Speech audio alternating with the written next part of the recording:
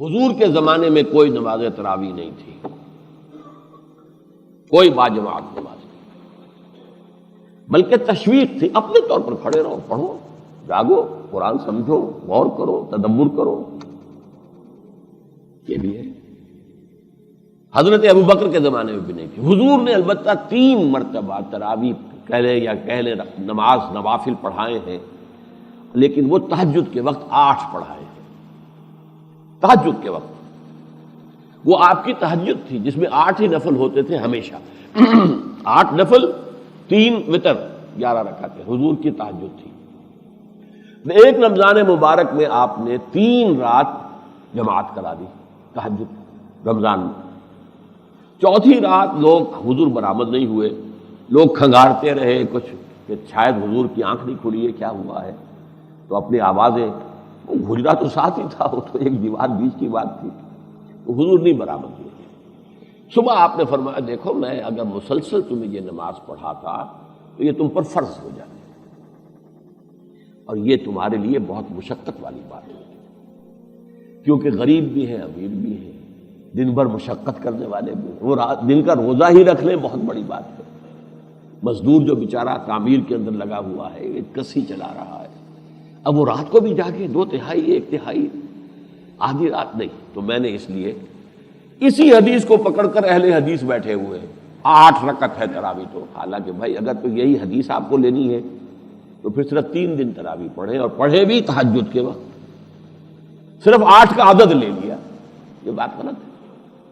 ہوا کیا کہ حضرت عمر کے زمانے میں حضرت عمر ایک دفعہ مسجد نبوی میں داخل ہوئے،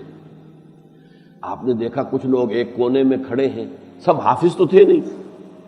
تو ایک حافظ صاحب قرآن پڑھ رہے ہیں، باقی 4 8 10 12 آدمی اس کے ساتھ کھڑے ہیں، سن رہے ہیں۔ لاؤڈ سپیکر ہوتا ہی نہیں تھا کہ ایک کی آواز پوری مسجد میں گونج رہی، کوئی ادھر کھڑے ہوئے، کوئی ادھر کھڑے ہوئے، گروپس کے اندر لوگ کھڑے ہوئے تھے۔ تو حضور نے فرمایا، حضرت عمر نے فرمایا کہ کیوں نہ ان کو ایک امام کے پیچھے جمع کر دیا جائے۔ آپ نے فیصلہ کیا کہ عشاء کے فوراً بعد 20 رکعت نماز سب مل کر باجماعت ادا کریں۔ یہ اجتہاد ہے عمر فاروق کا رضی اللہ تعالیٰ عنہ، اور ہمارے چاروں مسلک جو ہیں اہل سنت کے جو فقہ ہیں، حنفی، مالکی، شافعی، حنبلی، سب اس پر متفق ہیں۔ یہ اہل حدیثوں نے نئی بات نکالی ہے، اور وہ جیسا کہ میں نے عرض کیا مجھے اس لیے ناپسند ہے کہ بھئی اگر اسی حدیث کو لینا ہے تو پھر 8 پڑھو لیکن تہجد کے بعد پڑھو، اور 3 دن پڑھو، پھر 30 دن نہ پڑھو، 20 دن نہ پڑھو، 25 دن نہ پڑھو۔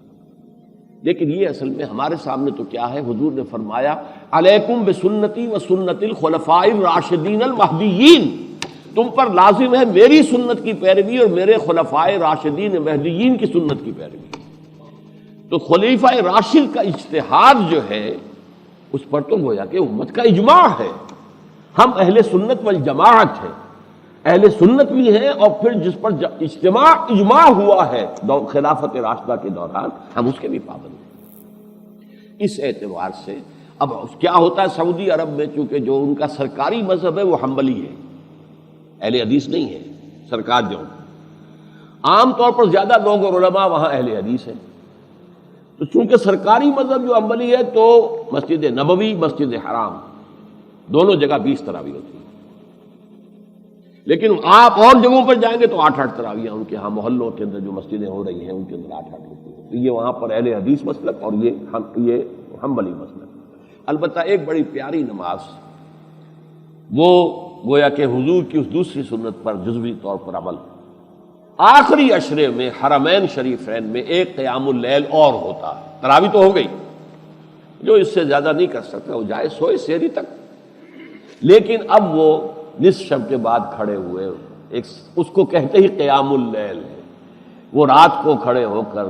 3 پارے پڑھتے ہیں 8 نوافل کے اندر، اور ایک اضافی ختم قرآن ہو جاتا ہے۔ سن 71 میں میں نے اس میں شرکت کی ہے، اس کی لذت مجھے آج تک یاد ہے۔ وہ وقت جو ہوتا ہے وہ تہجد کا وقت ہے، اس میں جو ہے یہ 10 رکعتوں کے اندر 8 رکعتوں کے اندر 3 پارے، 3 سوا 3 3.5 پارے